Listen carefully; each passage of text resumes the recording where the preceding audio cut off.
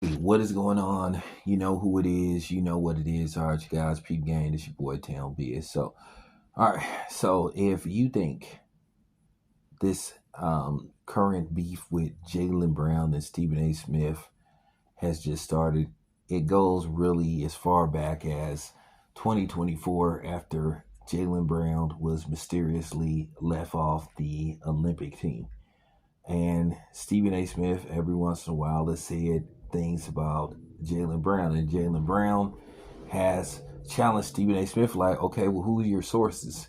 Because he tried to put this out there that basically Jaylen Brown is eight and et cetera, et cetera. So basically, he tried to do like which many people would call back in the day a hit piece or a hatchet job, and just basically, throwing salt on Jaylen Brown's name. But I haven't really heard anything about him outside of basketball. He does a lot of good things outside of basketball, but you have to understand stuff about Jaylen Brown. Guys like Jaylen Brown, come across as a threat to certain people because he does, for the most part, move in silence, and he does a lot of good things outside of basketball. And he does good things for his community and everything.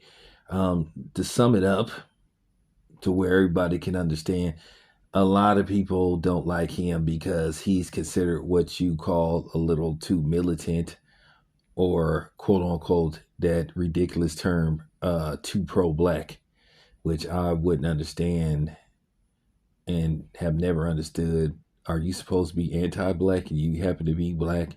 But people have made a mockery out of that for the most part. Non black people and black people as well. And this is why people consider Stephen A. Smith a buck dancer and, et cetera, et cetera, you know, because they feel like he does this far too much and he doesn't have that same energy with the brothers that he has with the others. He don't get all intense. He don't be huffing and puffing and all this kind of stuff. But then he accuses other people of doing that, but he's done it several times. And the thing is about Jaylen Brown, you have to understand something about Jaylen Brown. He's not what they make him out to be. But whenever you conduct yourself like Jaylen Brown, where you're kind of quiet and you work behind the scenes, and you're not what you call quote unquote like media savvy and all that kind of stuff, sometimes it rubs people the wrong way. Now, I don't believe that his teammates have an issue with him. And if they do, shame on them. And maybe the issue is with them. Jaylen Brown has to understand, and he should understand, when you in this line of business, you can't quote unquote be super militant because people have a problem with that. That's why they figure they're paying you the type of money that they paying you, because they want you to ignore it, don't speak on it. They want you to show an example of, look where you got doing certain things. And they feel like, for the most part, that's not good for business. And Jaylen Brown made the crucial mistake of saying that eventually he wants to bring back Black Wall Street. And you just can't say stuff like that, no matter how much people want to pretend that they are all for, self-reliance, black owned businesses and all that stuff, and generational wealth, among the black community. They really don't. They panic.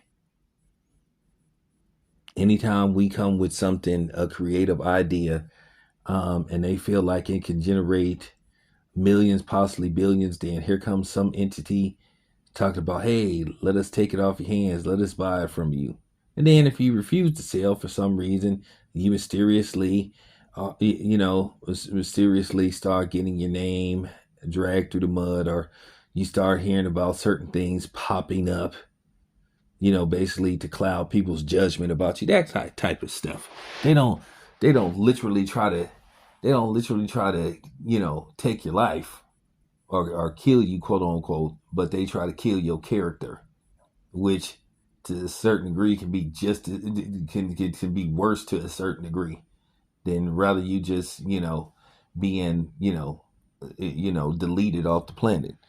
So that's one of the things that's really been going on with Jaylen Brown and Stephen A. Smith. He just lame when it pertains to that. I don't be believing everything that mainstream media puts out. It's been proven based off what we saw the last, 10 to 12 years with the emergence of social media.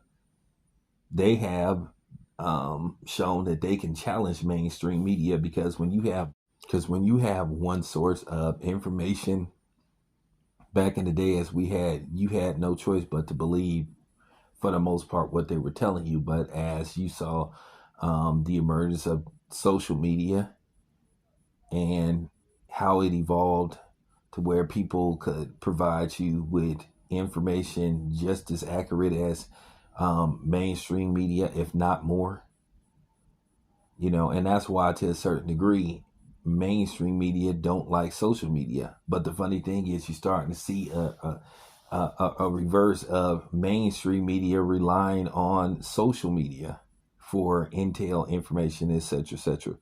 But yeah, that's the problem. But anyway, let me know what you think. This your boy Town Biz. I'm out.